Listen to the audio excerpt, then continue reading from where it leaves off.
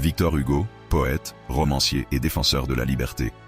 Né en 1802 à Besançon, Victor Hugo grandit entre un père général de Napoléon et une mère royaliste.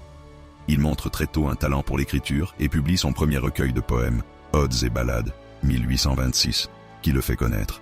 Dans les années suivantes, il devient une figure majeure du romantisme avec ses pièces Hernani, 1830, et Ruy Blas, 1838, ainsi que son roman Notre-Dame de Paris, 1831, qui contribue à la préservation de la cathédrale. D'abord royaliste, il évolue vers des idées républicaines et s'oppose à Napoléon III après son coup d'État en 1851.